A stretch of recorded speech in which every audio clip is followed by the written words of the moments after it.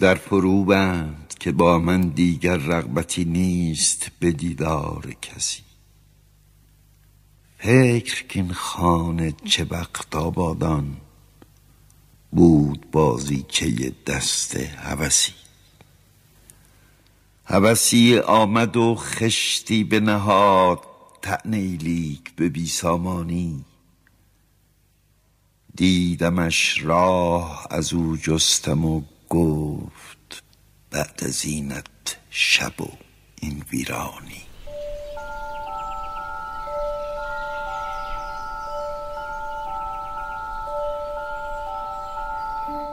اپیزود 20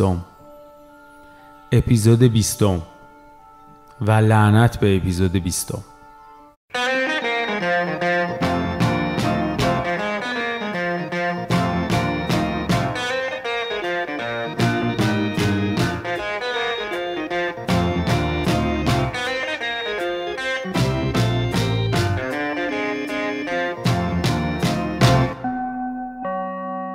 پیندو بازار بدون محدودیت کالا و خدمات آنلاینیه که با محوریت تمرکز بر کسب و کارهای متوسط و خرد فرصت ایدئالی رو برای معامله بی‌واسطه فراهم کرده. در راستای توسعه و بهبود مداوم محصول، در ماه‌های اخیر علاوه بر امکان انتشار ویدیو برای تعامل بیشتر میان خریدار و فروشنده، ویژگی‌های جدیدی چون خرید امن و اقساطی نیز به پیندو اضافه شده. هدفی که پیندو در پیش داره، تسهیل هرچه بیشتر معاملات در بستر بازاری واقعا آزاد به وسعت ایران. وطنم. با یه هم فکر کردم الان میگه اینو، ما میگیم خیلی ممنون، میریم اپیزودو شروع میکنیم. سایت رو معرفی نمیکنیم؟ بله. www نمیخوای بگی؟ چرا خیلی خسته نباشی. شونم گرفته. آخه خیلی متن خوب نگفتم اصلا. خیلی خوب گفتی. نه صوتی، نه تشویقی، نه فلانی، نه فیساری. دیگه بالاخره به اپیزود 20 دیگه. یعنی باید یه پیشرفتی میکردم. بالاخره. اصلا آدم پیشرفت نیستم، میدونی که. آدم پیشرفت میکنی در حد پایین خودت. در حد پایین خودت. اونو پیشرفت کردم. از 17 سالگی. میشه وبسایت رو معرفی کنی؟ اگه دوست دارین اطلاعات بیشتری داشته باشین میتونین به وبسایتشون سر بزنین www.pindo.ir. آفرین. الان چی باید بگی؟ پیندو اسپانسر این اپیزود رخیان بازنده ها. آفرین. بعدش حالا چی باید بگی؟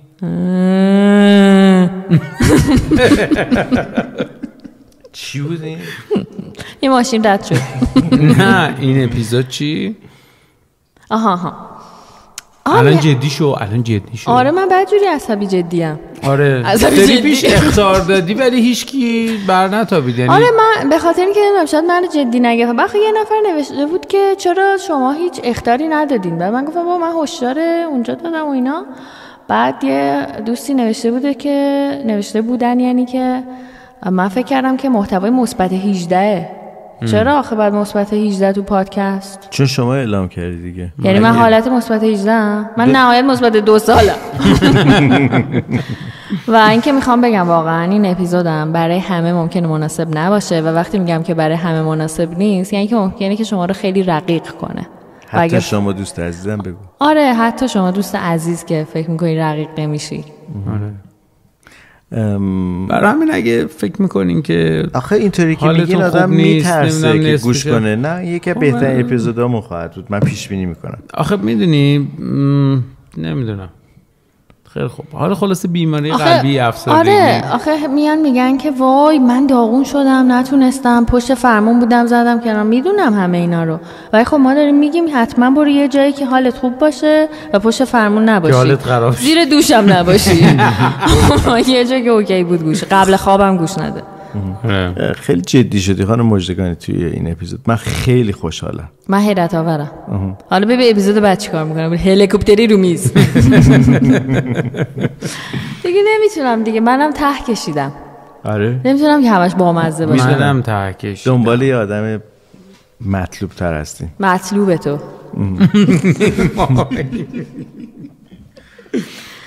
شما به مطلوبو پیدا کنید. خیلی طرفدار داری، خوشحال شدی یا الان شاخ شدی؟ نه به خدا اصلا شاخ نشدم. چرا مژدگانی شاخ شدی؟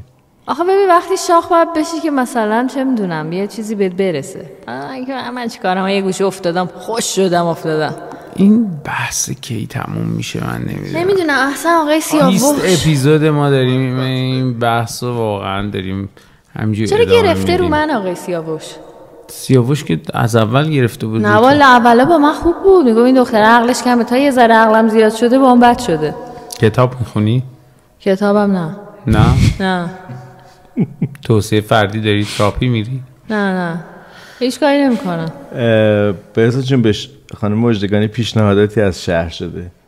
آره پیشنهاد کار سینمایی و اینا. نه بابا کجا؟ من در جریان نیستم. من به هر کسی که میاد یه سری هم بهت گفته بودن چرا داری میری رختکن، تو حیفی بیا پادکست ما.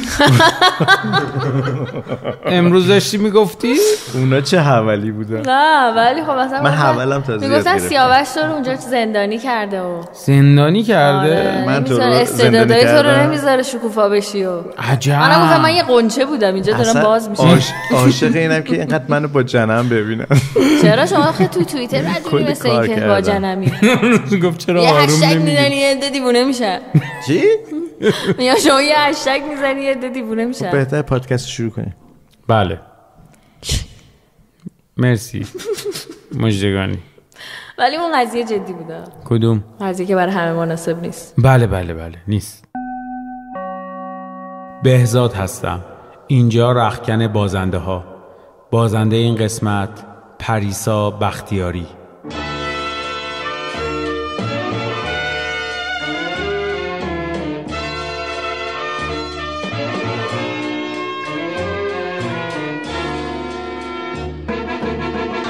بعد از او دیگر نمیخواهم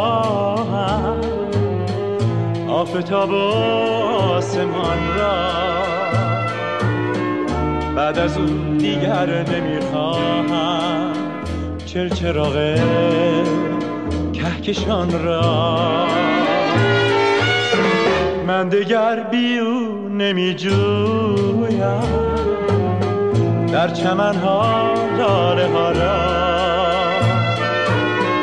دیدم دیگر نمیجویم چهره های آشنا را. بعد از او هرگز نمی آیم خنده بر روی لبانم. می گریزم از بر یارم تا مگر تنها بمانم. دیگر ای آسمان آبی خسته‌ام زین جستجوها. یاد من کن هر کجا دیدی آن عروس آرزو را. 25 فروردین 1400 شد و من شبش یه تصمیم خیلی ترسناکی گرفتم بابت اتفاقی که واسم پیش اومده بود. تصمیم گرفتم که به زندگیم پایان بدم و این کار کردم و فکر میکنم تمام شده. یعنی یه یادداشتی هم نوشته بودم و گرفتم خیلی تخت خوابیدم. چی شد که این تصمیم گرفتی؟ یه سری کامنت خوندم شب قبلش از 8 شب تا 4 صبح و توی این همه کامنتی که داشتم میخوندم یه جمله بارها و بارها داشت تکرار میشد. اونم این بود که من اگه جای این دختره بودم قطعا خودم میکشتم. یا مثلا اینجوری بود که من اگه جای پریسا بودم خودم میکشتم و زندگی بهتر داشتم و اینا. بعد این بارها و بارها تکرار شد و انگار یه جرقه زد تو ذهن من که خب من میتونم به زندگیم پایان بدم، خودم بکشم و از این بدبختی و از این همه ناراحتی و از این همه حال بد خودم رو رها کنم. سرچ کردم، خیلی مسخره ولی کاملا سرچ کردم و اقدام کردم. چی رو سرچ کردی؟ اینکه چجوری میتونم این کار رو انجام بدم که خیلی تمیز باشه و خیلی شیک باشه. و داشتم به مامان بابام فکر میکردم و میدونم که الان خیلی ناراحت میشن اینو بشنون. ولی من واقعا تو اون تایم داشتم بهشون فکر میکردم که اگه منو پیدا کردن تو چه حالتی باشم و خیلی قضاوتم نکنن. کلا دوست داشتم که آدم خیلی قضاوتم نکنم، خاطر همین دنبال بهترین راه بودم. اقدام کردم و فکر کردم که خب فردای دیگه وجود ندارم. در کمال ناباوری من 25 فروردین از خواب بیدار شدم. بعد بیدار شدم و اینجوری بود که قرار بود که بیدار نشم، قرار بود تموم شه که من یعنی یه روز جدید شد. پوشیدی و دقیقاً همین بود، یعنی کاملا خودم آماده کرده بودم واسه اینکه تموم شد. و فرداش بیدار شدم اینجوریام که خب این موضوع جواب نداد، پس میریم سراغ گزینه بعدی با حالا دوز بیشتر که این امشب تموم بشه این داستان. من اینجوریام که خب حالا و خیلی هم نمیدونم چرا تو ذهنم این بود که قطعا شب این کارو بکنم، چون تو روز پیگیرم بودن. بعد گفتم خب امروز میگذرونم و شب با دوز بیشتر امتحان میکنم. تصمیم تو ولی دیگه گرفته بودم کاملا. مثلا ذهن بسته شده بود انگار. یهو من کرونا شدیدم داشتم. کرونا داشتم و قرنطینه کرده بودم به مدت 14 روز خودمو.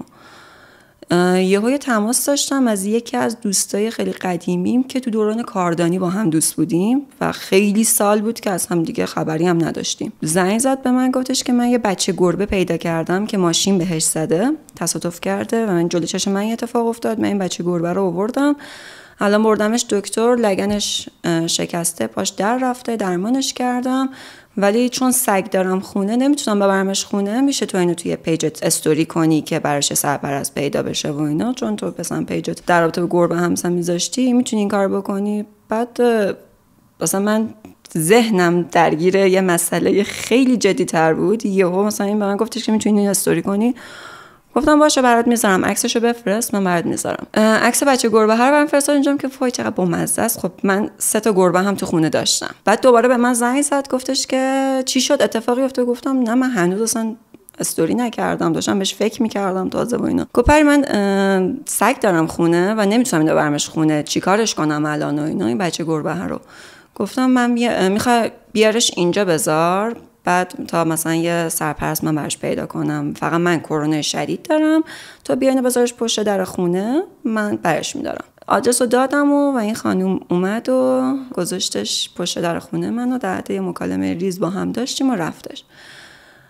بعد وقتی که من بچه گربه رو آوردم خونه، یه اتفاق خیلی عجیبی واسم افتاد. خیلی ذوق کردم، مثلا دیدمش، بردم گذاشتمش توی حمام به خاطر اینکه گربه‌های دیگه بهش آسیب نزنن. توی روز خب میرفتم بهش سر می‌زدم، بهش غذا میدادم، مثلا حواسم بهش بود که حالا اتفاقی واسش پیش نیاد. و تا بعد از ظهر که همینجوری من به این بچه گربه سر می‌زدم و درگیر شده بودم و عکس فیلم می‌گرفتم ازش، یادم رفت که قرار بود چیکار می‌خواستم بکنم امشب. مثلا کلاً یادم رفت که من پلنی داشتم واسه امشب که قرار بود به زندگیم پایان بده.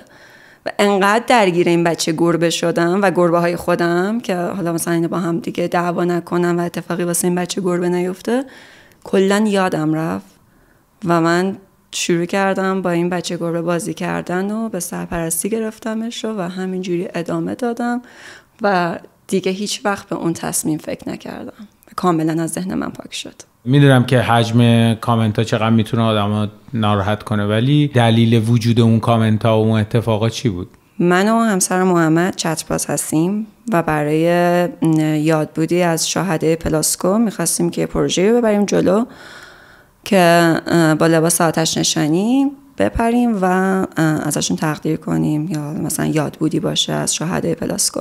از کجا می‌خواستیم بپریم؟ اول قرار بود که از ساختمون خود پلاسکو بپره محمد، بعدش به خاطر حالت سیفتی که نداشت، درخت‌ها و خود عرض خیابون کنسل شد و قرار بود یه جای دیگه بپریم دم ایستگاه آتش نشانی و اون هم به دلیل همین سیفتی کنسل شد و در نهایت قرار شد که از نردبون آتش نشانی با لباس آتش نشانی جلوی ایستگاه آتش نشانی به عنوان نمادین یه پرش داشته باشه و بیاد ادای احترام کنه به شاهده پلاسکو. همه چیز آتش نشانایی که تو حادثه پلاسکو دست دادیم و خیلی برامون عزیز بودن و این پروژه واقعا یکی از پروژه‌هایی بود که خیلی دوستش داشتیم هر دومون. و خیلی مثلا برامون عزیز بود که این کار رو حتما بکنیم. همه چیز رو آماده کرده بودیم، همه چیز پیش بینی شده بود و اون روز ما رفتیم، همه چیز آماده بود، نرده بود، فقط یکم روز باد زیاد بود و من رفتم، همه برنامه رو چیده بودیم که محمد بپره. من پایین پای محمد وایساده بودم و داشتم ازش فیلم میگرفتم و محمد پرید و در 3 ثانیه 1 2 3 چتر محمد باز نشد و محمد سقوط کرد جلوی پای من. آنمان نبارا دو دو اسکاچی آنامانا کلاچی.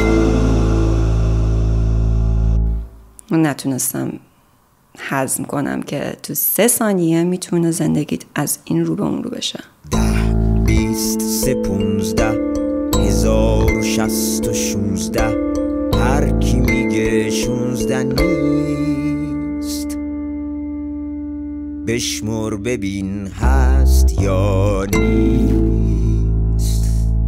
1 2 3 4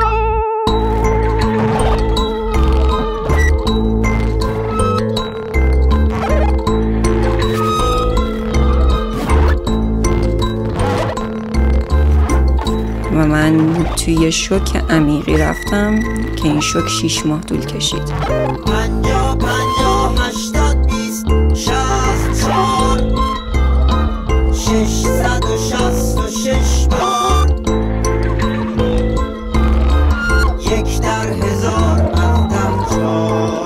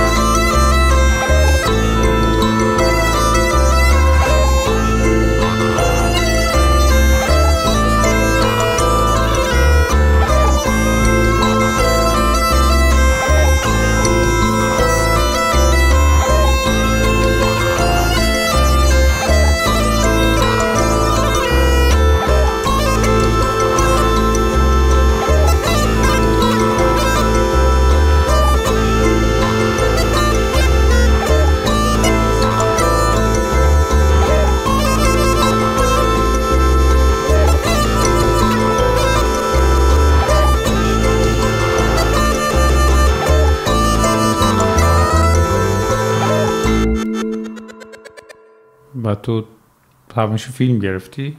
تمام مدت من جلو پاش بودم، داشتم ازش فیلم میگرفتم. اون فیلمو دارم هنوز و بارها هم نگاش کردم فریم به فریم و من انقدر سری دویدم رسیدم بالا سرش، آخرین نفسشو کشید و تموم شد و من شاهد این لحظه بودم. یه دیالوگی هستش که همیشه من تو فیلم ها دیده بودم، اینکه یه پزشکی از اتاق آی‌سی حالا اتاق احیا میاد بیرون و میگه که به اون خانواده میگه که متاسفم ما تمام تلاشمون کردیم. من همیشه اینو تو فیلم ها دیده بودم. بعد من 40 دقیقه پشت در اتاق داشتم راه میرفتم و بلند بلند به خدا میگفتم محمد رو به من برگردون، هر جوری که هستش من تمام خودم رو براش میذارم و دوباره سرپا میشه، تو فقط به من برش گردون. و مدام داشتم این جمله رو تکرار میکردم که فقط به من برش گردون، تو دوباره اینو به من برگردون. تا اینکه در اتاق باز شد و پزشک اومد بیرون، دکترش اومد بیرون و مثلا من انقدر مطمئن بودم که الان دکتر میاد میگه که خب اوکی این 40 دقیقه ما داشتیم تمام تلاشمون میکردیم و ایشون احیا شدن. اما اون جمله‌ای که همیشه توی فیلم ها شنیده بودم و گفت که ما 40 دقیقه تمام تلاشمون کردیم و متاسفم. خیلی خبر وایرال شد، خبر خیلی پیچید. بعدش یه پرونده تشکیل شد که مردم هی داشتن سوال میپرسیدن که خب چرا آتش نشانی تشک امنیتی رو ننداخته بود زیر محمد. وقتی این پروژه رو اصلا بردیم جلو من خیلی نظر میدادم، چون اصلا خیلی برام مهم بود که این یاد بوده مثلا انجام بشه. بعد محمد افتاد دنبال گرفتن مجوزا که بتونه بپره. بعد خیلی اتفاقی نمی اومد توی این مسیر.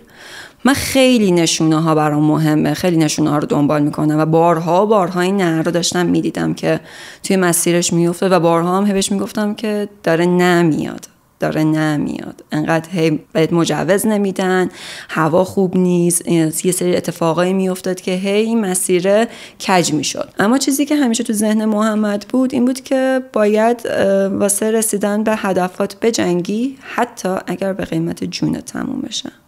و همین یه جمله مصممش کرده بود که 100% این کار رو انجام بده. و اون روزم شما براتون خیلی معمولی بود دیگه، یعنی در ادامه روز یه صبحی بود، در ادامه روزم کارهای شخصی خودتون رو داشتین. اون روز یکی از عجیب ترین روزا بود.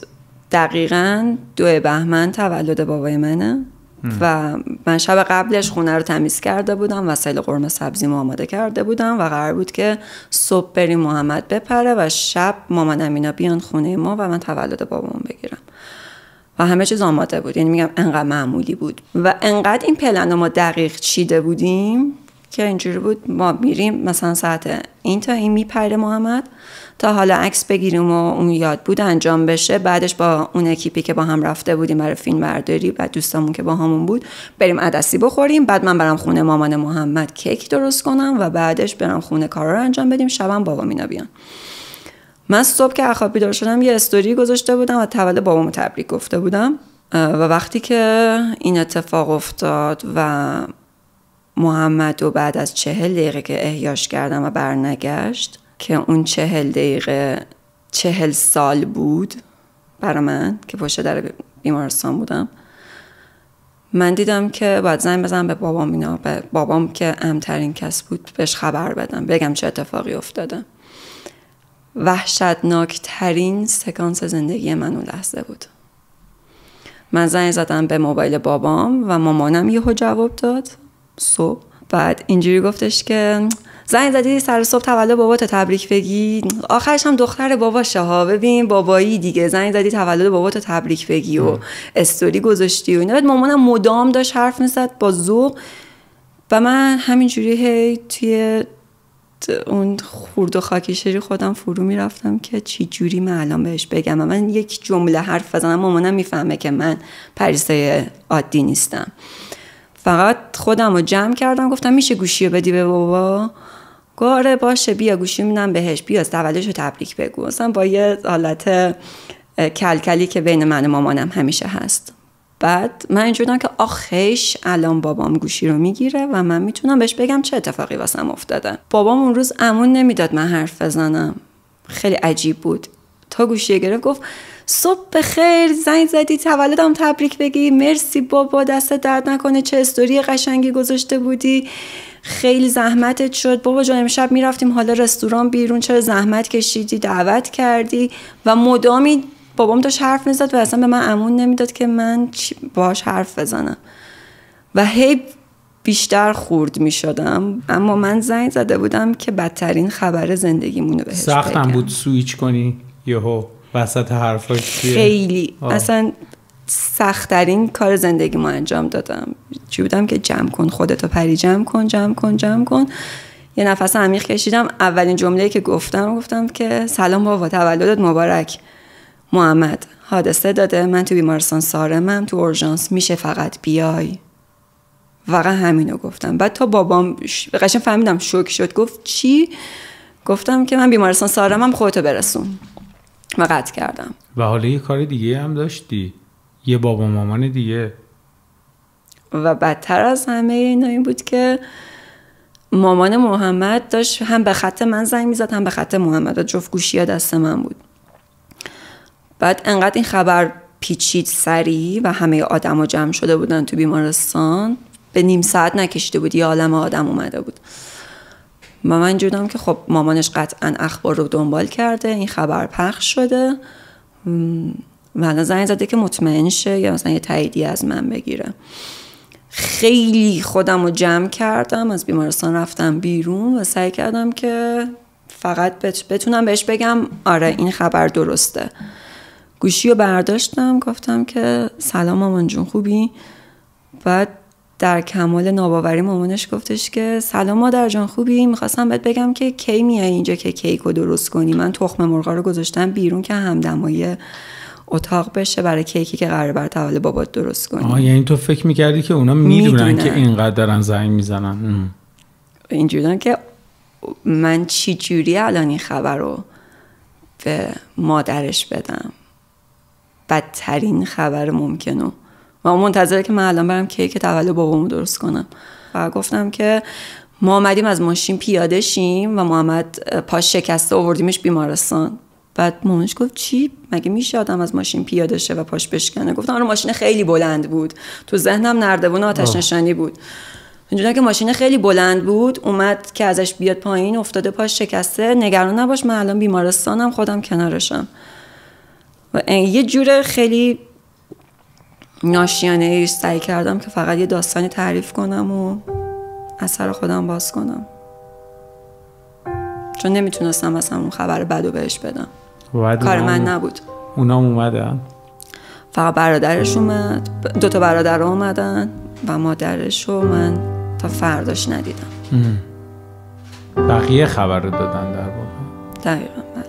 من اصلا دیگه نتونستم صحبت کنم. مثل یه آهنگی که معنیشو نمیدونی، بلندم کن از آخرین لیوان خالی توی مهمونی، بلندم کن دارم میفتم مثل سرویناز،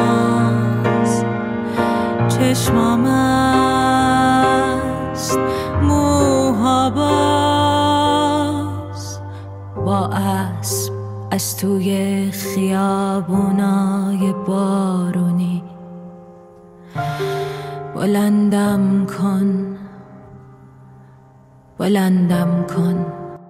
دقیقاً از پس فردای خاکسپاری من دادگاه بودم و یه پرونده تشکیل شد. دادگاه برای چی؟ توی امور جنایی. بابت همون خبری که وایرال شده بود که چرا آتش نشانی مثلا هیچ کاری نکرده، یه پرونده تشکیل شده بود که بیان بررسی کنن. یه سر پرونده خب ما بودیم، از طرف خانواده هم فقط من میتونستم حرف بزنم، چون من در جریان تمام دیتیل‌های پرونده بودم و من میدونستم قرار چی کار کنیم از نظر تکنیکی، فنی، حتی صحبتایی که با محمد کرده بودیم بابت اینکه چجوری این پروژه رو ببریم جلو. فقط من میدونستم، خانواده‌اش در جریان نبودن. و من یه دختر 28 ساله‌ای بودم که از پس فردای خاکسپاری تو دادگاه میچرخیدم. یعنی حتی فرصت سوگواری هم نداشتم.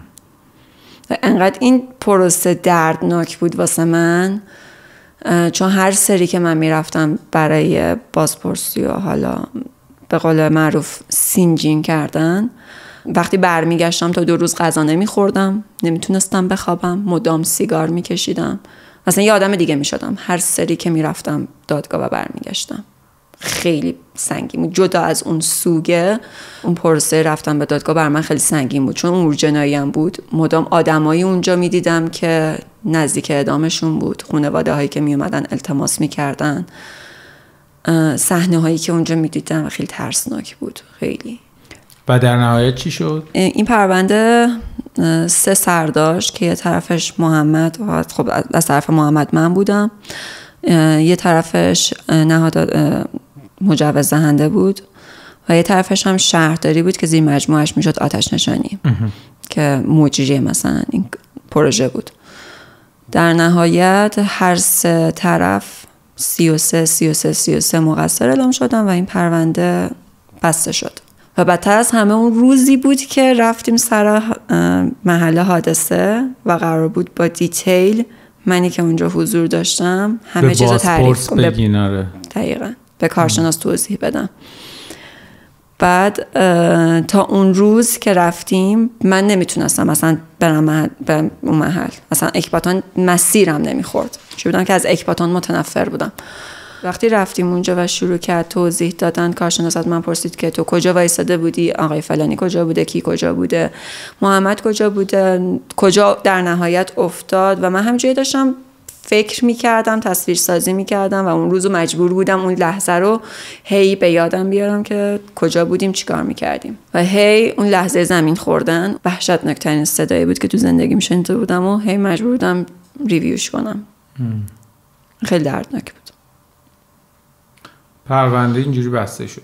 بله. تو چی شدی؟ هیچ وقت آدم سابق نشدم. تبدیل شدم به یه آدم دیگه. من هیچ وقت فرصت اینو پیدا نکردم که با محمد خداحافظی کنم، چون خیلی یهویی همه این اتفاق افتاد و من همیشه میگم تو 3 ثانیه زندگی من از این رو به اون رو شد. 1 ماه که گذشته بود مراسم ها تموم شد و تو دوران کرونا هم بودیم. من یه روز تصمیم گرفتم که یکم به خونه سر سامون بدم، چون تو اون 1 ماه دست به هیچ چیزی نزده بودم. یعنی حتی اون جوراب گوله شده ی محمد هنوز کنار مبل بود. اون آخرین ظرف غذایی که با هم خورده بودیم نشسته باقی مونده بود. من گذاشته بودمش کنار و هیچ کس حق نداشت دست بزنه به هیچ چیز. حتی لپتاپش روی میز همچنان باز بود. و تو اون 1 ماه من داشتم با محمد تو اون خونه زندگی میکردم. نمیپذیرفتم که نیست. انگار که رفته یه سفر و قراره دوباره برگرده. یادم دوست صمیمی هم میگفتش که پاشو یه جا شروع کن و پاشو یه تغییر و تحولی تو این خونه ایجاد کن. دقیقاً 2 اسفند 1 ماه که گذشته بود من تصمیم گرفتم که پاشم یک سری از وسایل محمد رو جمع کنم و به عنوان قدم‌های اول واسه خدافزی محمد اینو تو ذهنم جا بندازم که دارم باش خدافزی میکنم و این آدم قرار نیست از سفری برگرده. ما خاک سپاری رو گذروندیم. قرار شد با دوستم این کار رو انجام بدیم و خیلی هم اصرار داشت که صبر کن تا من بیام، اما از اونجایی که خیلی خودخواه و قدم جوری بودم که همه کارا رو خودم کردم، اینم خودم میخوام انجام بدم. شروع کردم دونه دونه لباسایی که حالا خیلی دم دست‌تر بود و آوردم، بو کردم، جیبا رو خالی کردم، لباسا رو گذاشتم رو تخت، بسته بندی کردم، شروع کردم خورد خورد لباسا رو جمع کردم، وسایلش رو جمع کردن، در حدی که فقط جلو چشمم نباشه. نمیتونستم همه وسایلم جمع کنم. آخر شب من گفتم که سعید من همه لباسا رو تقریبا جمع کردم. بیمارستان یک کیسه به من داد که توش لباسا و کفش محمد که آخرین روزی که تنش بود تو اونا بود و اینا رو توی کیسه من دادن. و من یادم اون کفش تقریبا نو بود و حیفه که بخوایم بندازیمش دور، بذار تمیزش کنیم، اون کفش رو بدیم به یکی استفاده کنه و قطعاً که لباس ها هم به درد نمیخوره چون خونی هستن و پارهن. بعد از 1 ماه جرأت کردم و به اون کیسه نفرین شده دست زدم. یک کیسه زرد زباله که درش گره شده بود. تو سرما نشستم تو بالکن، کیسه رو باز کردم و لباسا رو با وحشت تمام که پر خون بود در آوردم و گذاشتم یه گوشه. کفشا رو آوردم تو، در بالکن رو بستم، نشستم همون جلوی در بالکن کفشا رو تمیز کردن. به ذره روش خون ریخته بود، یه سری شاخ و برگ بود روش که باید تمیز می شد. نشسته بودم، کفشا رو گرفتم تو بغلم و داد می زدم و اون شاخ برگایی که توی کفش بود و در می آوردم. این چون افتاد توی باغچه، مثلا محمد تو باغچه سقوط کرد، شاخ برگا رفته توی کفشش و اینا باید تمیز بشه. دقیقا همین مکالمه رو که داشتیم با هم دیگه انجام میدادیم، یه لحظه من خشکم زد و گفتم که سعید اینا شاخه نیست. تمام این چیزایی که من به زور کشیدم بیرون شاخه نیست و همه اونا استخونای محمد بود که رفته بود تو کفشش و من یه عالم استخون دستم بود که فکر میکردم شاخه است، فکر میکردم چوبه و همه اون استخونا رو گرفته بودم دستم، گرفته بودم تو بغلم و گریه میکردم و تنها چیزی که از جسم محمد مونده بود واسم همون استخونایی بود که تو کفشش فرو رفته بود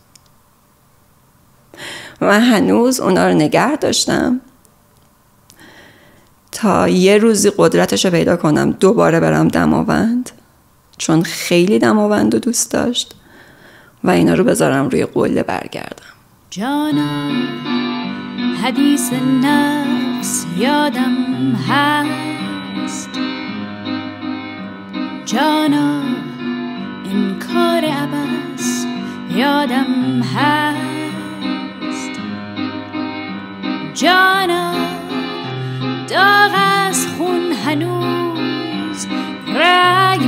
سوزاند جانا سرد قفس یادم هست جانا بهار رفته شد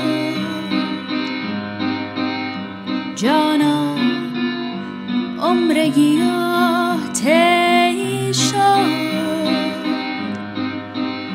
جانا ریشه دارد هنوز سبز میگردد باز جانا آن بناها پی شد لای لای لای لای لای لای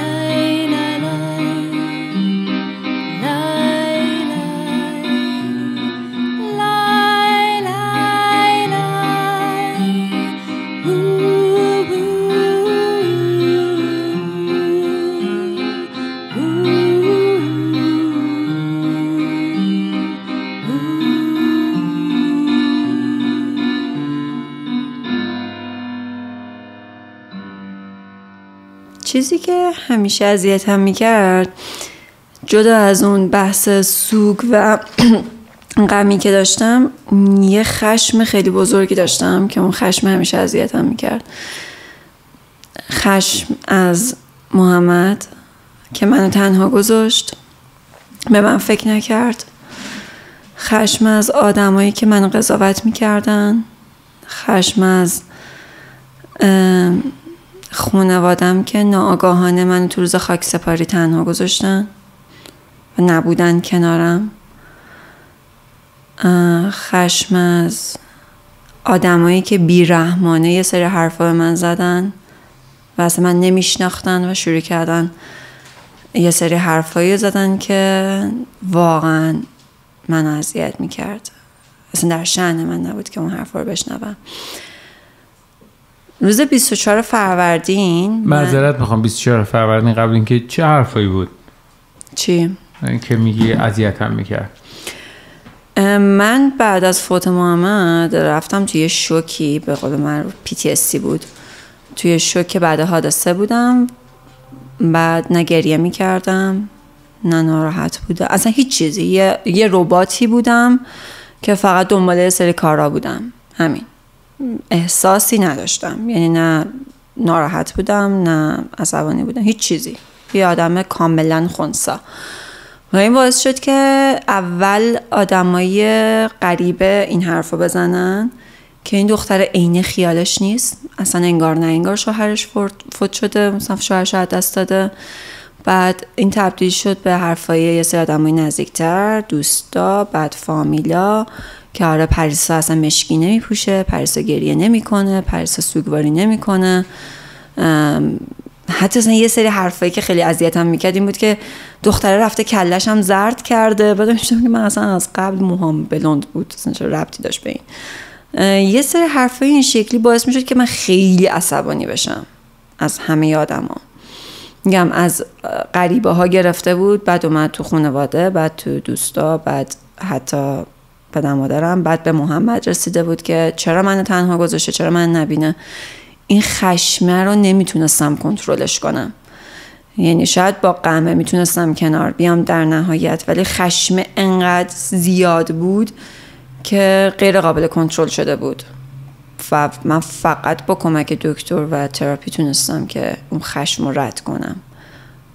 البته که قبل از اینکه به اون دوره برسه که بتونم کاملا کنترلش کنم و ردش کنم، همون خشمه باعث شد که من 24 فروردین اون تصمیم رو بگیرم که من کرونا داشتم و 14 روز خودم رو قرنطینه کرده بودم، هیچ آدمی رو ندیده بودم. چرا؟ چون به شدت ترس از دست دادن آدم رو داشتم. بعد از اینکه محمد رو دست داده بودم و میگفتم اگر از کرونایی که من گرفتم یکی از عزیزانم کرونا بگیره و دستش بدم، من هیچ وقت خودم رو نمیبخشم. خودم رو 14 روز قرنطینه کردم و یه شب که دقیقا همون 24 فروردین بود، من نشستم تگای توی پیجم پیجایی که تگم کرده بودم و پستایی که واسه من گذاشته بودم و تگم کرده بودم، منشنم کرده بودم، نشستم نگاه کردن. یه عالم پیج زرد بود که یه خبر مثلا اینجوری هم با تیتر نوشته بودن که حرفای پریسا بختیاری همسر محمد بزرگی، نمیدونم مثلا یه همچین تیتر این شکلی داشت، یادمه یه عالمه بود و همه واسه اینکه پیجشون بیاد بالا این پست رو گذاشته بودن. بعد من میرفتم دونه دونه نگاهشون میکردم. خب قطعا کاور پست عکس من و محمد بود و زیرش یه عالمه کامنت و لایک بود. من اون شب بیکارم بودم، کرونا هم داشتم و اینجوری بودم که خب بشینم مثلا این پیج. اولش هم میشم دونه دونه کامنت ها رو میخونم و این دونه دونه کامنت ها از 8 شب تا 4 صبح وقت منو گرفت و یه عالمه کامنت بود و تو تمام این پیجا و مردم خیلی بیرحمانه داشتن حرف میزدن و منو قضاوت میکردن. اینکه دختره این خیالش نبود، اصلا انگار نه انگار خداش هم بوده، حتی اینو خونده بودم که از خداش هم بوده. بعد در واقع چند کلمه است ولی برای آدم دقیقاً یعنی اومدن یه کامنت که در حد شاید بگم 5 ثانیه وقتشونو گرفته گذاشته بودن. اهمیتی نداشته اون کامنته، ولی منی که داشتم میخوندم اینا رو انگار که ذره ذره وجودمو داشت تجزیه میکرد. انگار یه خنجر بود تو قلب من. بعد شاید بگم 70% کامنت ها، 65% کامنت ها اینجوری بود که من اگه جای پری بودم خودمو میکشتم، من اگه جای پری بودم به زندگیم پایان میدادم، دختره شانس آورده زنده است، من اگه بودم حتما مرده بودم فلان. انقدر این تکرار شده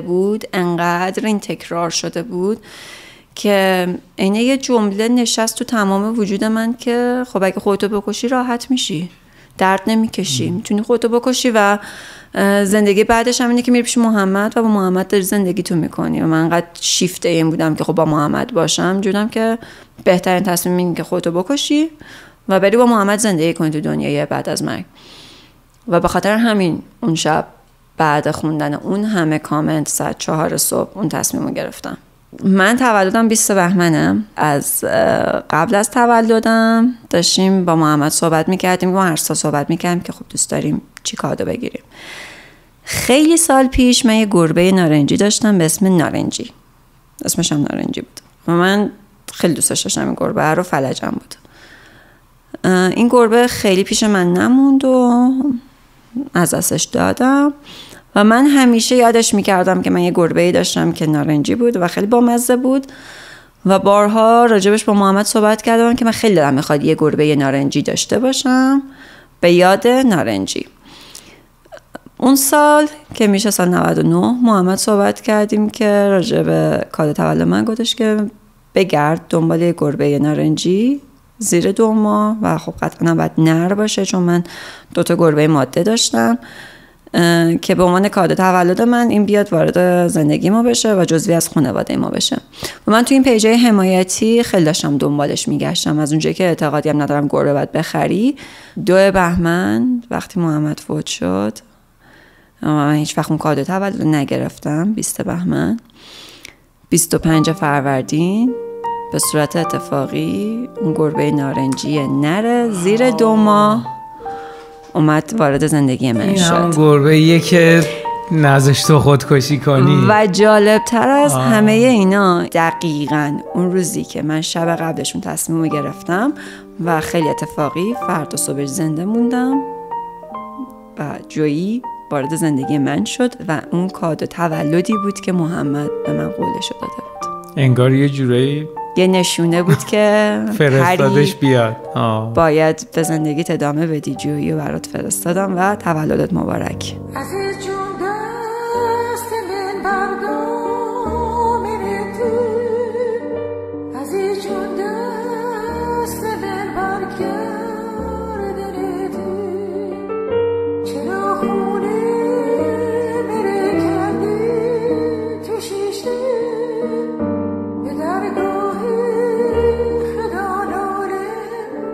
همیشه دگر نشو به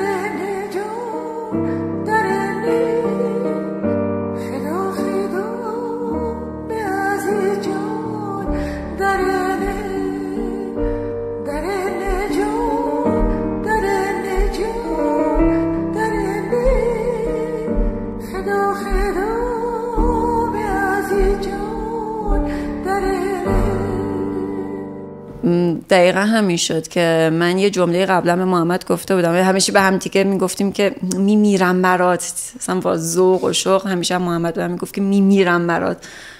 و یه بارش گفتم آقا چه کاریه بمیرم برات، یعنی چی؟ بیا زندگی کنیم برای هم دیگه. بعد اون جمله تبدیل شد که زندگی میکنم برات. انقدر این جمله بزرگ شد که زندگی میکنم برات، زندگی میکنم برات. و من یه همون 1.5 سال که بهت میگم این دوره سوگواریم بود، رسما زندگی میکردم برای محمد و برای پری زندگی نمیکردم. من برای محمد داشتم به جای محمد زندگی میکردم، به جای خودم زندگی نمیکردم.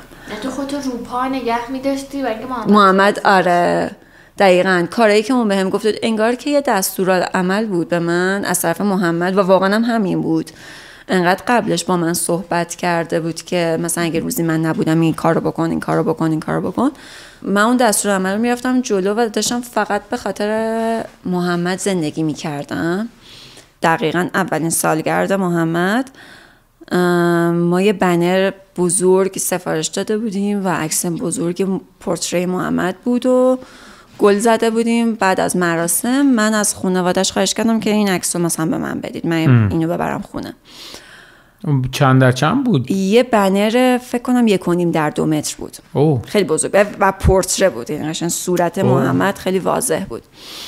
من اینو آوردم خونه و این پوستر رو زدم روبروی تختم، یعنی روی تختمون تو اتاق و به اندازه 1 دیوار رو کلن گرفت. انگار که یه دیوار رو کلن کاغذ دیواری کردم با عکس محمد و من هر روز صبح که از خواب پا می شدم عکس محمد رو می دیدم. وای چرا باید این کار؟ به خاطر اینکه من اصلا با محمد زندگی می کردم تو خونه. یعنی من تو بیدار می شدی روبروی یه بنر عکس محمد رو می دیدم و حتی سلام صبح بخیر بهش می گفتم. شبا که می خواستم بخوابم یعنی سعی می‌کردم آخرین تصویری که می‌بینم چشمای محمد و تمام مدت من با محمد زندگی می‌کردم. من 1.5 سال روزی هر روز حتی روزی 2 بار میرفتم سر خاک میشستم، چون امامزاده‌ای که تو محمد توش دفن شده بود دقیقاً سر خیابون خونمون بود. مثلا من اینجوری بودم که داشتم میرفتم باشگاه یا داشتم میرفتم مثلا سر کلاس، میگفتم که خب برم یه سر به محمد بزنم قبل از این که بپیچم تو همت. من هر صبحونه‌مو میرفتم اونجا میخوردم، ناهارم میرفتم اونجا میخوردم و من هر روز سر خاک میشستم 1.5 سال هر روز و با یک سنگ خالی هر روز حرف میزدم. تمام اتفاقای روزم میرفتم برش تعریف میکردم، امروز این شد، امروز این اتفاق افتاد، اینجوری شد، فلان اینو گفت، انگار که با یادم دارم زندگی میکنم. یه وجه هم اونجا بود، یه وجه هم تو خونه بود، تو خونه‌ای که هیچ کس نبود و من بودم و جای خونه که حضور محمد رو احساس میکردم و هیچ چیز خونه رو تغییر نداده بودم. من حرف میزدم، غذا میخوردم، گریه میکردم، فیلم میدیدم، میخوابیدم، بیدار میشدم و 1.5 سال من داشتم با اون آدم زندگی میکردم تو اون خونه. من هر شب ساعت 3 نصف شب با صدای زمین خوردن محمد از خواب بیدار می شدم و تو خونه تنهایی جیغ می کشیدم. اونجا اینجا بودم که نیستی، حتی آرومم کنی بابت این که نیستی و من حتی هیچ پناهی ندارم که از این که تو نیستی بهش پناه ببرم. هیچ کس نیست و میموندم با یه سایه و با یه بالش، با یه عکس، با یه لباس، با یه عطر حرف میزدم که میشه من آروم کنی وقتی نیستی، تا روزی که تصمیم گرفتم که اون بنر رو بردارم. اون بنر رو برداشتم و خیلی گریه کردم، ولی اینجوری بودم که انگار که دستور دکترم بود، گفت باید اون بنر رو برداریم. برداشتم و خداحافظی کردم و گفتم که چیزی که همیشه ازم خواستی به زندگیت ادامه بدی، الان حرفتو گوش میکنم و باید ازت خداحافظی کنم و به زندگیم ادامه بدم. بعد از اینکه درمان شدم با کمک دکتر اینجوری بودم که خب پری چی میخواد؟ چرا پری تا الان زندگی نکرد؟ مثلا یه چیزی که شاید باور نشه، محمد هم میگفتش که مثلا خیلی گریه نکن یا مثلا سعی کن سفت باشی، محکم باشی. من تو اون تایم خیلی سفت و محکم بودم و از دید همه شبیه یه ربات بودم. مثلا سوگواری نمی کردم، به قول خودشون زجه نمی زدم، خودم رو به خاک و خون نمی کشیدم. یه دختری بودم که خیلی مثلا خون سرد از دید بقیه وایسادم و میگم که خب مثلا این اتفاق افتاده. بعد روزی که به این رسیدم که آقا پری چی میخواد، خودم چی میخوام برای خودم زندگی کنم، نشستم جیغ میزدم رو زمین و خودم رو میزدم. یه آدمم، حقم این کار رو بکنم، چرا انقدر خودم رو بگیرم، چرا انقدر خودم رو سفت نگه دارم. و اونجا فهمیدم که اون حتی زندگی میکنم برات هم میتونه اشتباه باشه. اصلا به نظرم توی اون زندگی کردنه که اگه بخوای برای پری زندگی کنی باید انگار زجر رو بزنی، باید این کار رو میکردم، حق من بود. و من 1.5 سال اینو از خودم گرفتم. و بعدی وقتی شروع کردم این کارا رو کردن، میدونی از دید بقیه اینجا بودن که پری الان داری گریه میکنی؟ بابا مثلا تو روز خاک سپاری یه قطر اشکی نمیریختی، حرف میزدی، با خبرگزاری ها مصاحبه میکردی بدون اینکه کوچکترین لرزش صدایی داشته باشی فلان و اینا. الان میگم که من الان میخوام گریه کنم. من دقیقا شده بودم فردای روز خاک سپاری. مثلا اون روزا رو گذروندم، اون سوگواریه رو کردم 1.5 سال بعد که الان سرپام. تو هر دم می سرایی نغمه و هر بار می رقصم، به هر طرزی که می رقصانیم ای یار می رقصم. بیا جانا تماشا کن که در انبوه جان بازان، به سر سودای رسوایی سر بازار می رقصم می رقصم می رقصم می رقصم می رقصم می رقصم می رقصم. نمیدانم که آخر چون دم دیدار میرقصم، مگر نازم به این ذوقی که پیش یار میرقصم. تو آن قاتل که از بحر تماشا خون من ریزی، من آن زخمی که زیر خنجر خون خار میرقصم میرقصم میرقصم میرقصم میرقصم میرقصم میرقصم.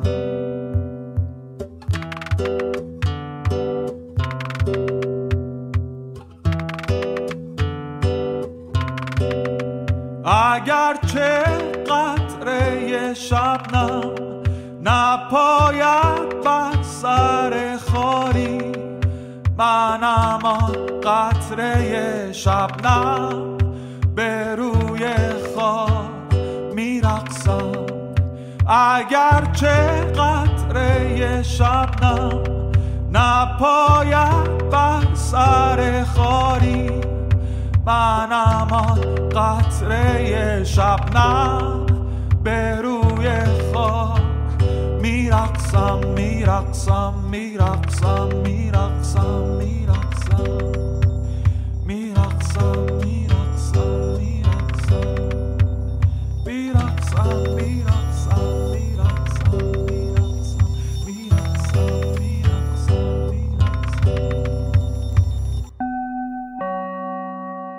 ورود سیاوش سفاری. خانم من الان اعلام نکنی، من آمادگی ندارم. چرا؟ بالاخره من تهیه کننده این کارم. نه اتفاقا دقیقاً اینجا جاییه که شما بیای. نمیتونم. نه بیا. مشکل خیلی بیادبی واقعا. خب چی بگم؟ واقعا بیادب. چی اعلام کن میام. خب چی؟ فقط درست اعلام کن میام. سیاوش جان من الان تشخیص میدم که شما باید بیای. باشه حرفی نیست، اعلام کنید. ورود سیاوش سفاریان پور، کارشناس باخت علمی، همکنون به رخکن بازنده ها. خانم مژگانی من اصلا آمادگی اومدن توی این صحنه رو نداشتم و اصلا دلم نمیخواست بیام. کاش بهزاد در واقع توی مونتاژ حذف بکنید تعدادو. من اصلا میخوام به جای شما آگهی این اپیزودو بگم. حالا اولش گفتی ولی من میخوام بگم که اتفاقا بهزاد قراره که چراغاشو توی بیشاپ همین در واقع توی بهمن ماه، چندم بهمنه بهزاد؟ 5 بهمن میخوام اصلا بیام پام تو کفش مژدگانی بکنم. آخه نفهمیدم چراغا رو کجا قراره روشن 5 کنن؟ بهمن ماه تو بیشاپ بهزاد و رفقای خودش جهان و بقیه بچه‌ها قراره که تو بیشاپ چراغای بهزاد رو اکرام بکنن. حبابای 60 70 ساله رو تبدیل به آباژور میکنیم، قراره بذاریم. من پریم دعوت میکنم، پری خواهش میکنم تشریف بیاری. خوب شد. تو هم میای مژدگانی؟ من آره قطعا 5 میام. بهمن من دوست دارم که اون چراغا رو روشن کنم. نمیرسی شما، اونا که چراغا گرون هستن به طبقه اجتماعی برخی میخوره. بابا میذارن دست بزنم که دست میتونی بزنی نکنم. یه آگهی دیگه میخوام بگم حالا که برای اینکه لجه شما رو در بیارم. سیاوش جون شما آگهی رو بگو، منم یه سوال علمی دارم. من یه آگهی دیگه میخوام بگم که پادکست دغدغه ایران که داشتم میشنیدم دیدم که چقدر شبیه رختکن بازنده است. یعنی انگار خواهرخوانده پادکست ما پادکست دغدغه ایران، انگار اصلا ایران جاییه که محل وقوع شکست‌های مختلفه. حالا اینطور نمیخوام بگم ولی دغدغه ایران من نشنیدم. آقای دکتر فاضلی که در واقع یه جامعه شناس هستن یه پادکستی رو بیرون میدن به نام دغدغه ایران. من میخوام همینجا تبلیغ بکنم که برم بشنون شنونده‌ام. خیلی عالی.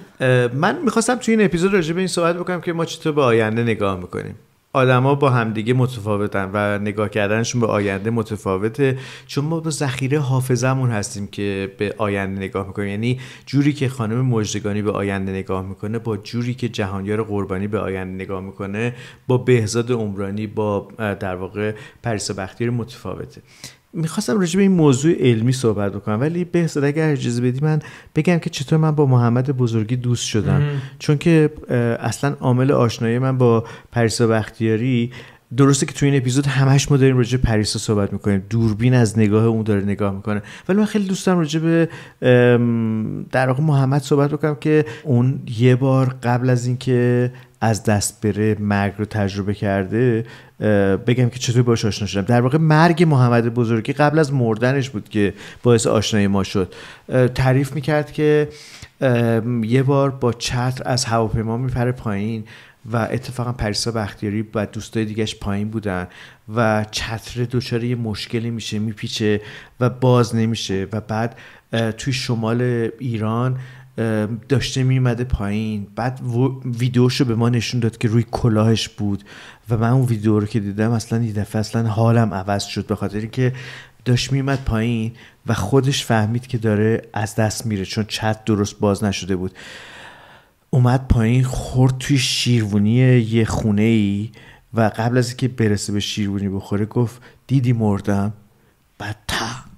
بعد خورد به شیروانی، دوباره افتاد روی شیروانی دیگه پرت شد و توی یه جای نامعلومی سقوط کرد و من تصویر روی کلاهش رو داشتم میدیدم و صداش و مدت طولانی که طول کشید دوستاش و پریسا بختیاری بخوام بیان بالا سرش و وقتی که به نوعی کلاه رو برگردوندن که در واقع صورت محمد بود که برگردوندن به سمت نور، محمد دیگه از دست رفته بود و میشه گفت که سال 97 بود. 97 یعنی یه تجربه مشابهی بوده که تجربه خیلی هولناکی بود. هفته تیر 97 بود. هفته تیر 97 و من دیدم تو اون ویدیو که دوستاش رسیدن بالا سرش به سختی پیداش کردن و محمد دیگه هوش ازش رفته بود، صدای ناله‌هاشو قبلش شنیده بودم و اینا و یکی از هولناکترین فیلم‌های مستندی که در زندگیم دیدم. و بعد اینکه جالب بود صدای محمد قبل از که بخوره به شیروانی میگفتش که دیدی مردم، خودش به خودش داشت صحبت میکرد و بعد دوباره یه شیروانی دیگه و بعد درجه انگار که بدنش پاسکاری شده بود بین دو تا لوکیشن متفاوت و آخر سر افتاده بود زمین و به سختی پریسا و دوستاش پیداش کردن، رسیدن بالا سرش، لط و پار بردنش بیمارستان، بردنش تو گرگان بیمارستان، اگر اشتباه نکنم گرگان بود، رامسر بود.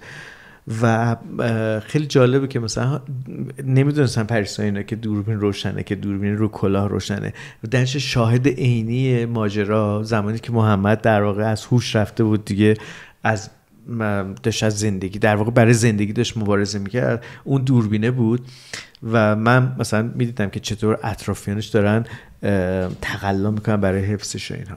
خلاصه محمد میره بیمارستان و توی بیمارستان شرایط خوبی نداشتش. پریسا با بدترین وضعیت ممکنی که محمد داشت به نوعی میشه گفت که مثلا محمد رو یه جوری راه انداخت آوردش بیمارستانی در تهران. محمد زنده موند و در حالتی که خودش مطمئن بود مرده دوباره برگشت به زندگی. و من توی اون 2 سال بعد از این اتفاق با محمد آشنا شدم و قرار بود توی برنامه تلویزیونی ما راجع به این اتفاق صحبت بکنه و اون فیلم رو ما نشون بدیم و ما همه من و گروه در واقع کارگردانی و نویسنده ها و تهیه کننده برنامه داشتیم به این فکر کردیم که این تصویری که از دوربین محمد هست که شاهد عینیه چقدر هولناکه، چقدر حال آدم ها رو خراب میکنه. و اون برنامه به خاطر کووید متوقف شد و ما نتونستیم هنوز با محمد ضبط بکنیم که خبر بعدی اومد که محمد از دست رفت. انگار که اون خودشو برای مردن همیشه آماده کرده بود، نه پریسا؟ دقیقا همینه، همیشه آمادش بود. منم یه جوری آمادش بودم برای خودم. آخه گفتی نه اومد و چرا آخر رفت پرید؟ وقتی که اصرار میکرد که باید یعنی اون نه رو نمیدید، من میدیدم و بهش هی میگفتم و چون به چشم خودش نمیومد یا شاید اصلا اینجوری بگم که نمیخواست ببینه، انقدر اون هدف براش بزرگ بود چی بود که من نمیخوام اونا رو ببینم. ممکنه دنیا خیلی سنگ بندازه جلو پات ولی تو باید به هدفت برسی، بعد بجنگی تا به اون هدفت برسی. اخلاقای محمد این شکلی بوده به نظر میاد. نه ولی حالا یه سوالی دارم. مگه من قول چراغ جادو هم که همینطوری میگی کارشناس باخته علمی؟ بابا یه دقیقه واسه خوشگله تو کلی چیز داری الان. نه اصلا خیلی مهمه. چرا جهانیار قربانی رو نمیگه؟ شما چرا علمی مگه نیستین؟ این داستانی که میگه پریسا نه اومده توش، تو چی جوری علمی با این برخورد میکنی؟ بعد میای میگی که چرا آخه اینقدر نه اومد رفت پرید؟ اینا چه رفت؟ این مگه خرافات نیست؟ شما مگه من مشکل اینا نیست؟ مخالف اینا منم یه در راستای حرف بهزاد منم یک سوالی دارم. من تو بدترین موقعیت زندگی خودم قرار گرفتم. چرا میشه این سوالو توضیح بدی؟ و منم یه سوالی دارم که نه من آخه اصلا علمی میتونه چیکارم که بخوام توضیح بدم؟ آخه شما کارشناس وقت علمی هستی. خب بگو سوالم بپرسم. من میگم چطور میشه که آدم وقتی یک بار تجربه یک نزدیک به مرگ رو داره در یک چیز خودخواسته، خب که مثلا همون سقوطی که شما تعریف کردین، فکر نمی‌کردش که اون اتفاق بیفته که خب نه، بعد از اینکه اون اتفاق افتاد شما گفتین که توی اون در واقع ویدیویی که ضبط شده که مستنده روی کلاه بود، گوپروی روی کلاه بود. آره محمد جان فکر کردن که دارن زندگیشون رو تموم میکنن. خب بعد مغز چی کار میکنه؟ داره زندگیش تموم میشه. چی میشه؟ یعنی مغز چطوری میتونه اینو تحلیل؟ چون ما پیوسته دنبال بقاییم دیگه. چی میشه که دوباره ما این تجربه رو، یعنی هیجان کجای زندگیه، اینو تکرار میکنه و به جای که ترکش بکنی دوباره تکرار میکنه. آره. این سوال منه. اتفاق مجد کنید، من واقعا انتظار نداشتم که همچین سوالی بپرسی ولی واقعا این سوال منم هست. اجازه بده که پری بگه اینو. پری چرا بعد از اون اتفاق 97 دوباره تو 99 همین ریسک رو در واقع میکنه و ریسک بیخود، ریسکی که مثلا حالا برای پلاسکو نمیخواد بپری، تو برای پلاسکو برای چی میخوای بپری؟ البته میدونم که تو خودت هم مدافعش بودی و حتی رفتی تا مجوز گرفتن. یه چیزی که همیشه مثلا من این سوال خودم هم بود، همیشه از محمد میپرسیدم، فکر کنم توی یکی از چیزام گفته بود، برنامه هم گفته بود، میگه چیزی که آدمو نکشه قوی تر میکنه و خیلی به این باور داشت که چیزی که نکشتت قوی ترت میکنه. ولی من ازش فرار میکنم همیشه. من مخالف این حرفم. چیزی که نکشتت نه تنها قوی ترت نمیکنه، آسیب پذیرت میکنه، ذره ذره نابودت میکنه و تو هیچ وقت قوی تر نمیشی. من نمیدونم چرا اون دوست داشت که قوی تر بشه و احساس میگم شد. نمیدونم. قبول بکنیم که محمد، یعنی اون تصویری که حالا من که خیلی زیاد نمیدیدم، تو باش داشتی زندگی میکردی، محمد آدمی بودش که کوتاه نمیاد از اون کاری که میخواد انجام بده. کما که این دی ان ای مشترک رو در ارشا اقدسی هم من میبینم، هر دوتا شبیه همن. و جالبه تو اون برنامه تلویزیونی که ارشا هم قرار بود بیادش و محمد هم قرار بود بیاد، ارشا اومد ضبطش انجام دادیم و توی ویدیوش ما محمد بزرگی میبینیم که هر دوتا با هم دیگه سقوط آزاد از برج میلاد انجام میدادن و میگفتش که نه مبادا، مثلا ارشا میگفت مبادا تصویر منو کراپ کنید، ما 2 نفر بودیم که پریدیم با هم دیگه. یعنی انگار که دو تا موجود شبیه به هم دیگه هستن، مثل همدیگه ریسک میکنن، مثل همدیگه تموم میشن. خیلی شبیه هم بودن. من واقعا دوست داشتم که یادی هم از ارشا بکنیم. من و میثم دوست مشترکمون همیشه میگفتیم که این دوتا کله خر دوست داشتنی بودن، نمیشه اینجوری یادشون میکردیم به عنوان فاز دوستانه ها، به خاطر اینکه جفتشون به یه چیزی باور داشتن که آدمای عادی به اون باور نداشتن. من خودم هیچ وقت نمیپذیرفتم یه همچین چیزی رو، ولی اون دوتا انگار باورشون بود. چرا بچه دار نشدی؟ ببخشید سوال شخصی. خیلی میترسیدم. من خودم فیوزم پریدم. میدونی چرا میپرسم؟ بخاطر که من فکر کنم که هم محمد هم ارشا در واقع خودشون رو تو کاری که داشتن انجام میدادن تکثیر میکردن. یعنی بعضی از آدم ها اینطوری هن، خودشون رو تو کارشون تکثیر میکنن، نه با ژنشون که بخوام منتقلش بکنن. و من فکر کنم که محمد و ارشا و همه آدمایی مثل اونا خیلی اهل تکثیر خودشون اون شکلی نیستن. بحث تکثیر نیستش، بحث مسئولیت هست. میدونی من یه خشمی که داشتم از محمد بابت این بود که تو منو ندیدی و داشتی این تصمیما رو میگرفتی. به هر حال وقتی که آدم ازدواج میکنه مسئولیت یه نفر دیگه هم نیست. حالا اونایی که بیان نگات بکنن تو اینستاگرام و اینا، تو آدم خیلی قوی تری از آخه مثلا قوی نبودم، مجبور شدم که قوی باشم. من وقتی عکسای قدیم خودم میبینم نمیشناسم خودمو. یه دختر به شدت نازنازی با موهای بلند، اصلا یه دختر وابسته. مگه داریم انقدر تغییر توی یه آدم؟ من اصلا این شکلی نبودم، من مجبور شدم این شکلی بشم. چی تغییر داد؟ نبودن محمد، شرایط، تنهایی، مبارزه، غم، ترس، خشم.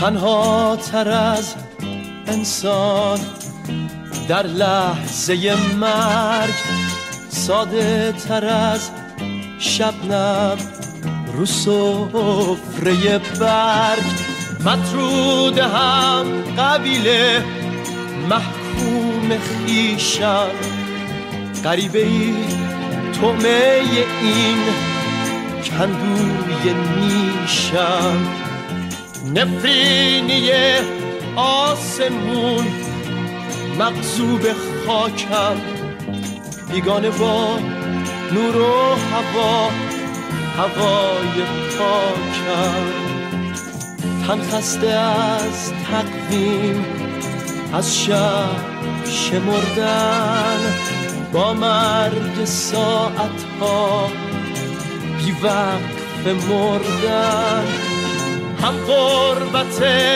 بغض شب، مرگ چراغم، تو قرق زمستونی اندوه باغم، ای دست تو حادثه تو بحت تکرار، وابسته این مردابم، بیا سراغم.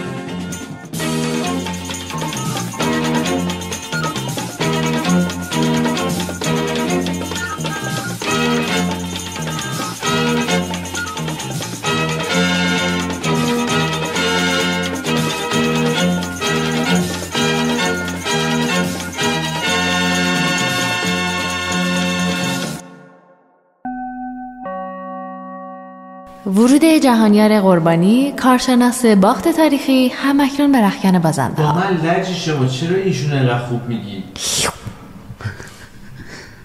چون شما با من اینقدر لجی. آخه شما با من جهانگیر خوب معرفی. آخه جهان تو توییتر نمیره اینا رو به من فوشو بده که. فوشو بده که.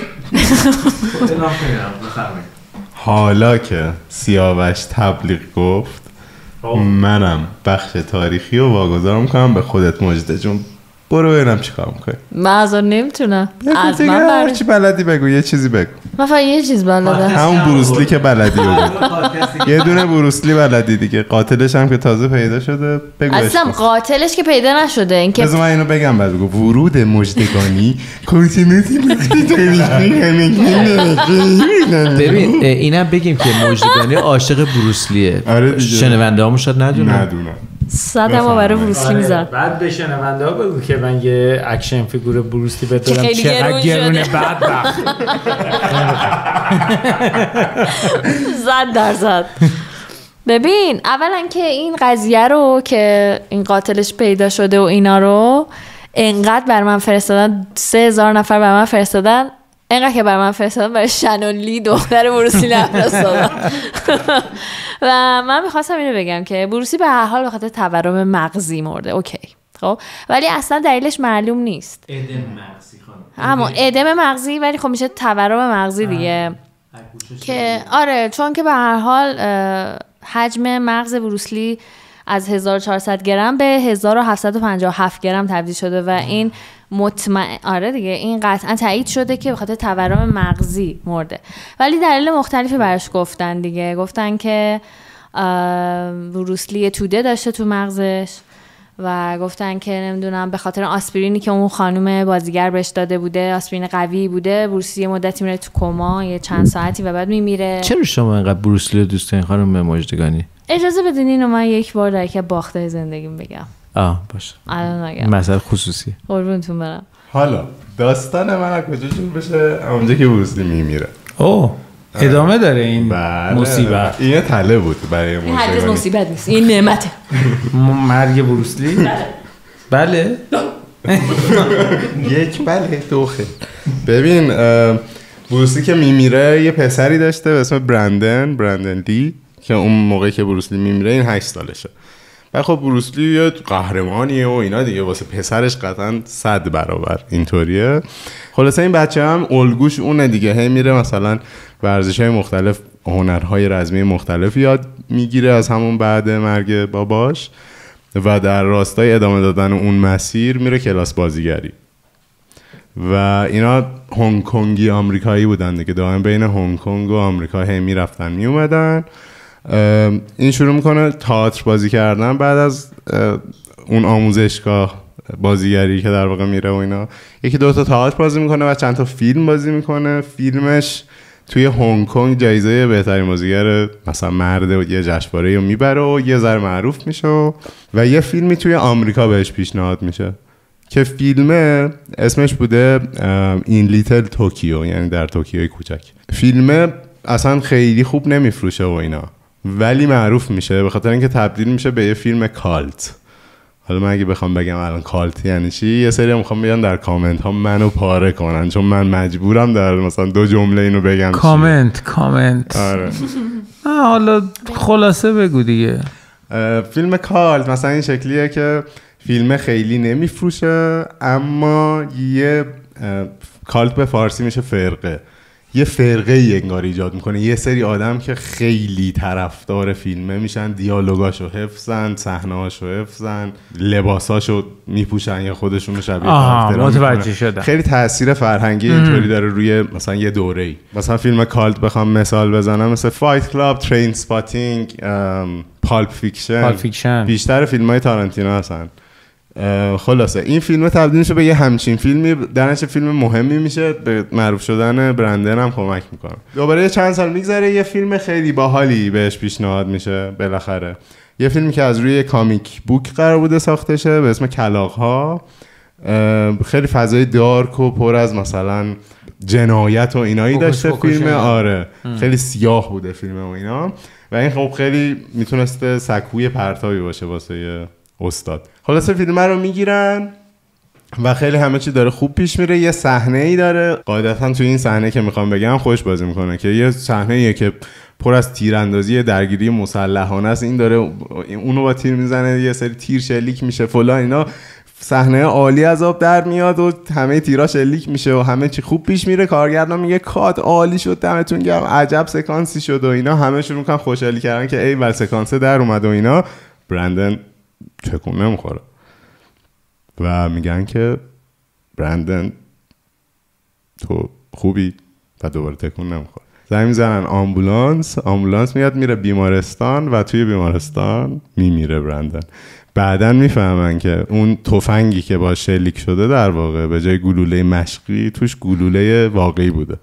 در واقع میگن که یک بخشی از گلوله واقعی هنوز توی اون سیلندر تفنگ وجود داشته که ترکیب شده با اون گلوله مشقی و در واقع اون نوک فشنگ واقعی بوده. و تیم تدارکات معلوم میشه که این وسط مثلا ریده و اینا. چرا بوق نذاشتی الان؟ ریده که حرف بدی نیست. ریده من نمیذارم که با کون گوهی رو گفتم. همه میگفتن که چقدر داره طبیعی بازی میکنه، نگه بدبخت آره دیگه دقیقاً خیلی همه چی آخه خوب پیش میره، دقیقاً تیر میخوره همون جایی که باید بخوره، اینم همون جوری که کارگران بهش گفته میفته و هم میگن وای به به عجب بازی کردی و اینا. موقعی که این اتفاق افتاده بوده یه مثلا 7-8 روز از فیلم برداری مونده بوده، یعنی یه فیلم بسیار پرهزینه ای ساخته شده بوده که مثلا یه ذرهش مونده هنوز. اینا اینجوری میشن که خب چی کار کنیم چی کار نکنیم.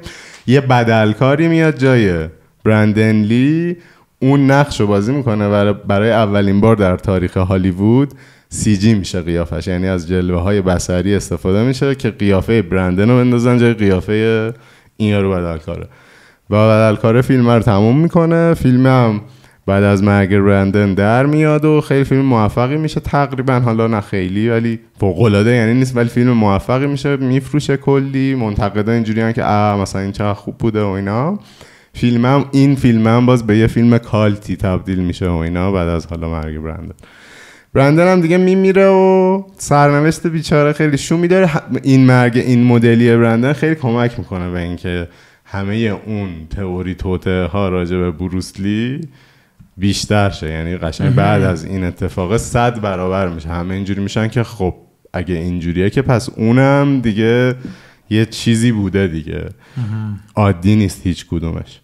در نهایت خاک میشه کنار بروسلی توی واشنگتن آمریکا و روی قبرش یه متنی نوشته میشه که خود برندن گفته بوده توی مصاحبه‌ای چند ماه پیشش.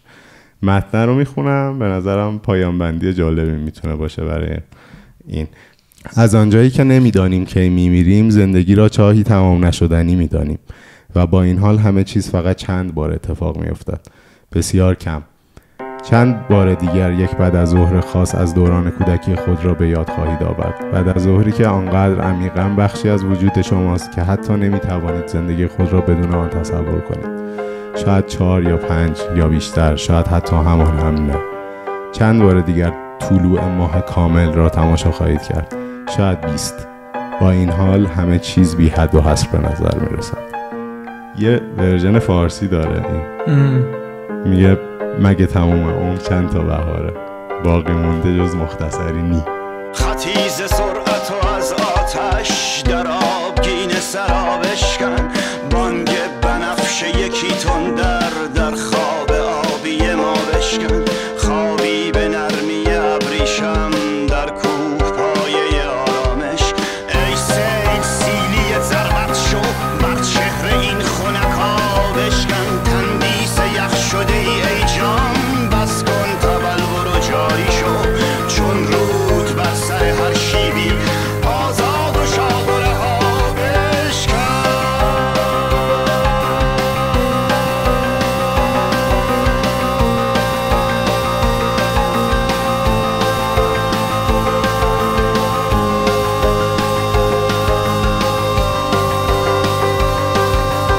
ای دل چه کوچک و مسکینی با این تپیدن خاموشت. تبل تلاطم دریا شو آرام عرش خدا بشکن. تندیس یخ شده ای جان بس کن تبلور رو جاری شو.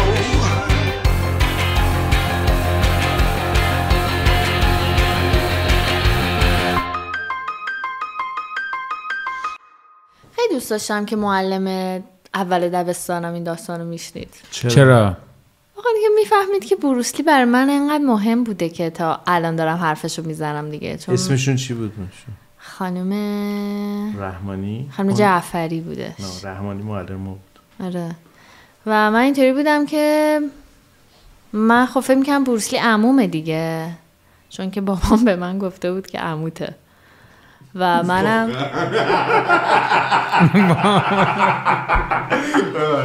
بابات گفته بود. آره یه روز بابام به من گفتم که این باخت زندگی به این بود، به خاطر اینکه بابام یه روز به من تو شوخی که داشتیم فیلمو میدیدیم گفت که بچه‌ها ببینید چقدر ما شبیه بروسلی، بخوام که این عموتونه. و این میدونستی؟ آره میدونستی؟ آره یه بار بهم گفته بود و این شوخیو کرد و رفت و بابام یادش رفت و من یادم اپیزود رخکن بود. و من اینو یادم موند و من تو کتابخونه‌م عکسای بروسلی بود و من وقتی رفتم مدرسه کلاس اول عکسای بروسلی توی دفترم بود و معلمم به من گفت که این چیه زدی؟ دختر که نباید اصلا عکس بروسلی بزنه و فلان و اینا و من گفتم که عمومه و مثلا داره این فیلم‌ها رو بازی میکنه و مثلا خیلی آدم خفنی و اینا و گفت که این اصلا عموی تو نیست، این آدم مثلا اون گفت به من ژاپنی ولی خب بروسلی چینی بوده و گفتش که این یک بازیگر ژاپنیه و مرده و عموی تو هم نیست. یه چیزی بگم به مجدگانی. مجدگانی ناراحت نباش، به خاطر اینکه من همینقدر که تو بچه بودی بروسلی رو دوست داشتی، تو خب الان بروسلی رو دوست داشتی، من موقعی که بچه بودم عاشق راکی بودم. بعد ما با پسرعموامون میشستیم راکی نگاه میکردیم، راکی 1 رو نگاه میکردیم، راکی 4 رو نگاه میکردیم و واقعا کیف میکردیم. و من همیشه آرزوم بود که یعنی با هم که حرف میزدیم میگفتیم که کاشکی مثلا راکی عموی ما بود. بعد ما 8 تا عمو داشتیم.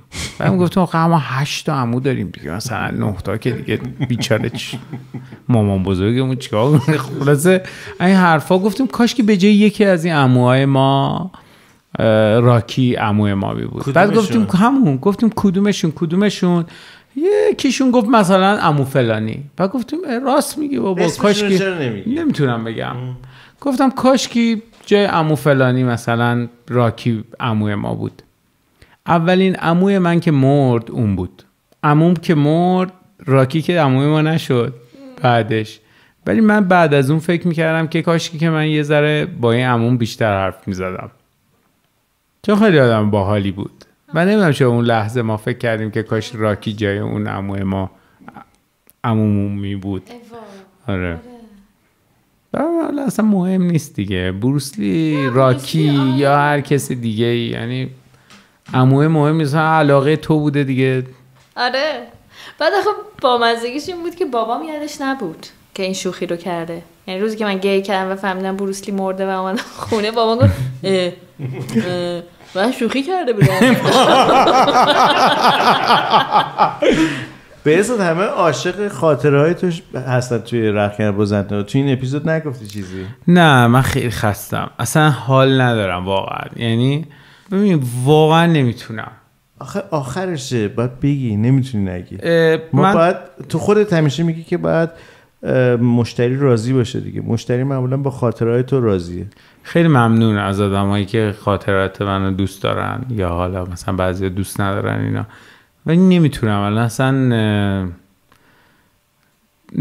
اصلا قدرتشو ندارم که بخوام چیزی بگم برای پریسا. ولی یاد یه چیزی افتادم که تو زندگیم همش فکر کردم به این که آخه میدونیم ما همش تو زندگی از همه انتظار داریم به غیر از خودمون. یعنی ما به همه عالم آدم غر میزنیم به جز خودمون. این چرا این کارو برای من نکرد، اون چرا اون کارو نکرد، این چرا اینجوری نشد. و یه روزی من تصمیم گرفتم یه ذره انتظاراتمو بیارم پایین و به این نتیجه برسم که من خیلی آدم تنهایی هستم. من یه دفعه یه استوری گذاشتم، نوشتم که تنهایی به مراتب بهتر از احساس تنهاییه. الان بعد از اینکه پریسا این حرفا رو زد، یا پری کدومشو بیشتر دوست داری؟ جفتشو. به این نتیجه رسیدم که احساس تنهایی خیلی بهتره، به خاطر اینکه آدم تکلیفشو با خودش میفهمه.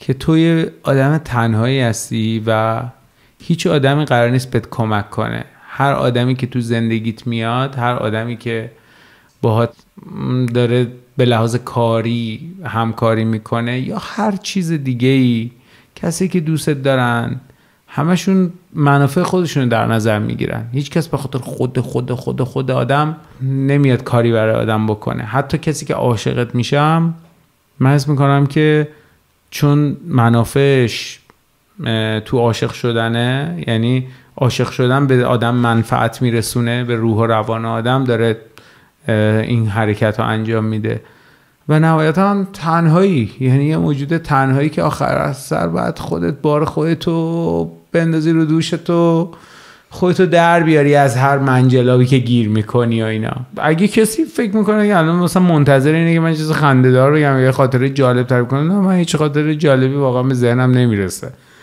و قرارم نیست که هر بار من اینو بگم. فقط خیلی خوشحالم از اینکه احساس تنهایی به من خیلی کمک کرده در زندگی با هر شیوه و هر طریقی و فکر میکنم که پری هم یه مقدار با این چیزی که تعریف کرد، من حس میکنم که بیشتر از هر آدم دیگه‌ای و فرسنگ ها بیشتر از من با این احساس تنهایی روبرو شده. یا اینکه مثلا باختن انگار که تو رو پیش میبره برای پیروزی، ولی به نظر من اصلا اینجوری نیست. باختن به تو تنهایی تو یادآوری میکنه و تو باعث میشه که سعی کنی که هر کاری که لازمه رو برای خودت انجام بدی. نمیدونم نظر تو چیه پری؟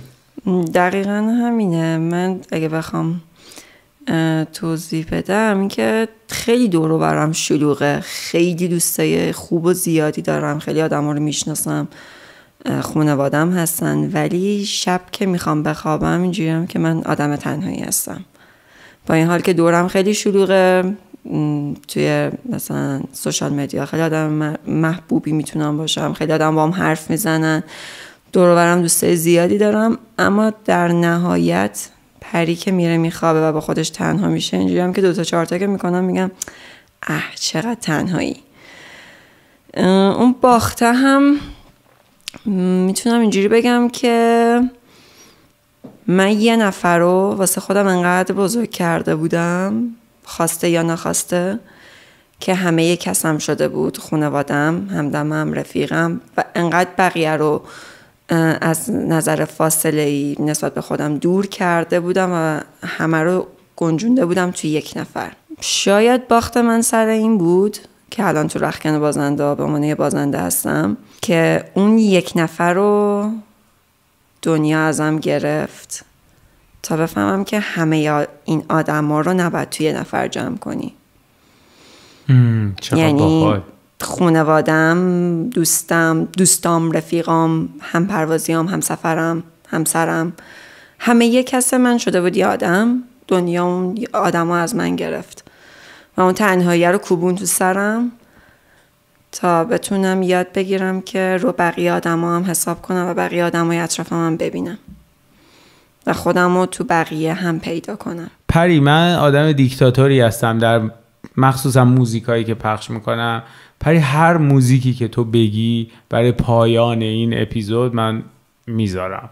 یعنی خیلی وقتا شده به حرف مهمونم گوش نکردم، هر چیزی که دلم خواسته رو گذاشتم، ولی برای پایان اپیزود 20 هر چیزی که تو بگی من میذارم. مرسی. واقعا خیلی موزیک زیاده، اما من دوران این اوایل سوگم و وقتی که محمد نبود مدام یه آهنگو گوش میکردم که هنوزم گوش میکنم، میتونم بشینم گریه کنم. یعنی تو هر شرایطی باشه، اگه دارم میرقصم یه هم آهنگ پلیشه من میزنم زیر گریه.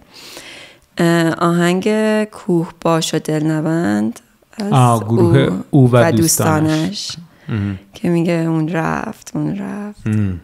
پری، مرسی که اومدی رختکن بازنده ها. مرسی از شما. الان اپیزود 20 مونه. مژدگانی، مرسی که میای تو رختکن و از روز اول اومدی. نمیدونم، میخوام ازت تشکر کنم. جوان مرسی که هر کاری که من میکنم تو پا میشی میای. و دائم عزیز سیاوش مرسی که تو به رختکن بازنده ها اعتماد کردی. اون روز تو کافه تایپ که برات کانسپت رو تعریف کردم گفتی حتما برو، منو هول دادی به این سمت. خب یه سال خورده طول کشید تا تو بیای. آره ولی خیلی حال داد اصلا. و بازم پری مرسی. من به نظرم یه روز اون اتفاق لعنتی قطعا میفته و همه ما یه روزی میبریم. و اینکه خداحافظ. اون رفت برای همیشه و جمله ای کاش میموند. چه حیف نمیشه این هست اون هست که دیگه تکرار نمیشه این واقعیت که از خاطرت پاک نمیشه چشماش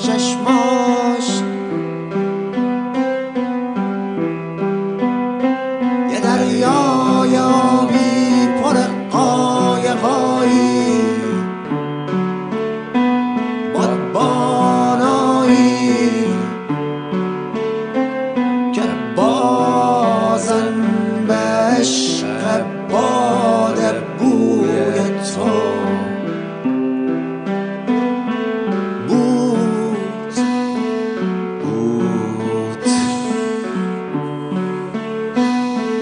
بوی باد تو.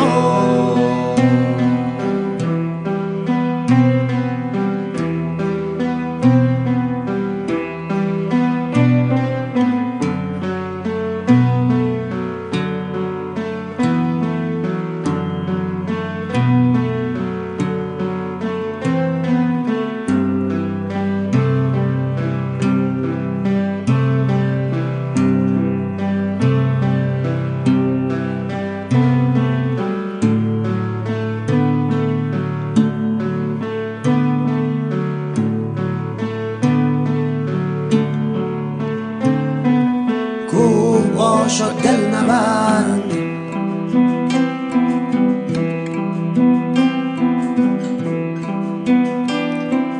رود باشم ما بمون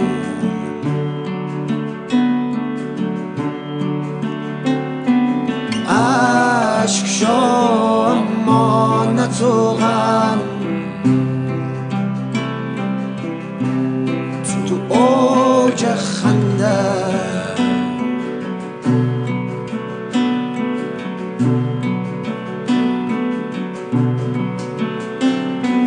یادت نره قول تو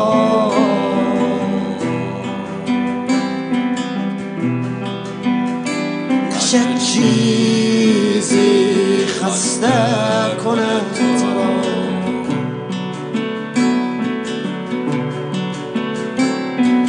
یادت نره زندگی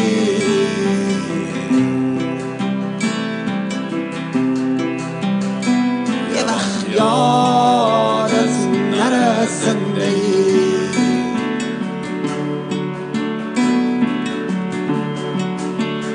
من تو رو میخوام اما آزاد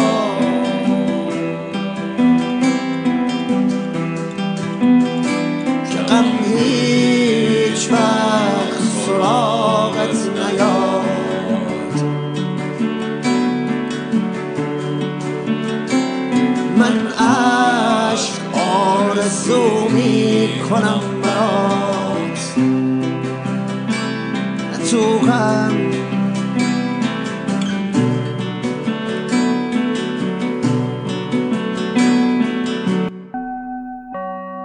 پیندو اسپانسر این اپیزود رختکن بازنده ها.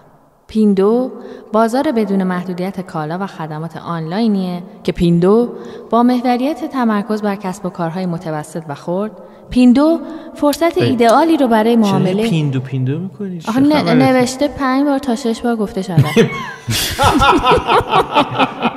خب وبسایتشون رو بگو. من که نمیفهمم، هر چی بنویسن من میگم. تو اگه تا حالا به حرف اسپانسر گوش میکنی همین خودش خیلی در نوع خودش جالبه، پیشرفتی محسوب میشه. آخه اسپانسر من دوست دارم.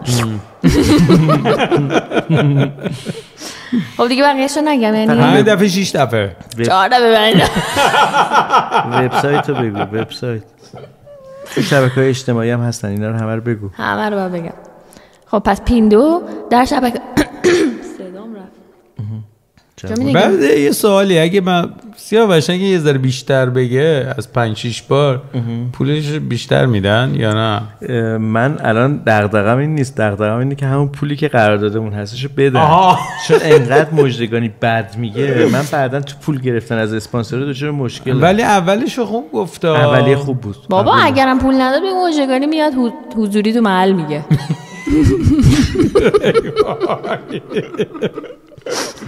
من پول برای شما میگیرم. نمیدونستم یه سرویسی داری. بابا من فهم. اوه راست میگی. آقای مژدگانی بابا هنوز گوش میکنه 100%. خب پس چرا تغییر نمیکنی تو؟ آخه اون به من میگه تو تغییر نکن. آره. کاش بابای من اینقدر مشوقم بود. حتما یه چیزی بهتری میشه. آخه اونم آقای مژدگانیه، میدونی که چی میگم. میشه اعلام کنی میخوایم تموم کنیم پادکست. بله چشم. پیندو انگلیش که دیگه تموم. ولی مثلا میتونم بگم پیندو. نه اونم میتونم. همه کار میتونم بچه بریم پیندو. مثلا اینا هم میتونم. به خدا پولمون رو نمیدن. خب باشه من دیگه کاری ندارم. درست اسم شرکتشون رو بگو. پیندو. نه داد نزن. مثلا اینطوری بگم. چطوری درست بگم؟ پیندو. بابا پیندو معمولی دیگه. خب درست دارم. از اون موقع دارم درست میشه. وبسایت رو بگو تموم. بهسا تو خودت تو مونتاژ درست کنی. من چی دارم؟ وایسا یه چیز بگم. پیندو توی سوشال مدیا هم هست و اینستاگرام دارن و ما میذاریمش تو کپشن. میتونید به اینستاگرامشون هم دنبال کنین. سایت هم که دارن www.pindo.ir. ببخشید یه لحظه من دقیقاً شغل این پیندو رو نفهمیدم. ببین من رفتم سایتشون رو دیدم. یه سری محصولات میذارن اونجا که برای اینه که شما میتونید برید و تبلیغ دارم نمیکنم. واقعا برام سوال شد. نه میفهمم. و شما میرید تو اون سایت محصولات رو میبینی. بعد یه سری ویدیو هم گذاشتن. ویدیو محصول هم هست و اینکه مثلا اگه بخوام از اون اقساطی هم میتونی بخری. نمیدونم که مثلا حالا چه اتفاقی خاصیه، ولی اینطوریه که بستر بازار واقعا آزاده. ببین آزاد که دارم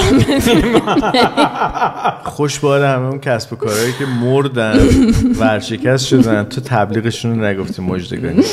بابا خیلی جالبه. من تا حالا ندیدم بستر آزاد باشه برای فروش. بستر درست نیست. بستر درسته. بستر. خب ببین اصلا همون میرن تو وبسایت اصلا گوگل بکنن پیندو اطلاعات کافی به دست میارن. آره ما اینجا علافیم پس داریم اینا رو میگیم. ممنون. من دارم نه اینو نباید بگم. و همین دیگه. کاری اگه نداریم ما بریم. بستر. من یه هایکو ژاپنی یه دفعه خوندم خیلی قشنگه. چی؟ نوشته بستر چه وسیع است بی هم بستر. چی شد؟ من هم بستر رو فقط فهمیدم. قشنگه. آخه این جنگای اون موقع ژاپن بوده و این مال اون دور است که مردا میرفتن میجنگیدن میمردن. بعد یه خانم ژاپنی این هایکو رو نوشته.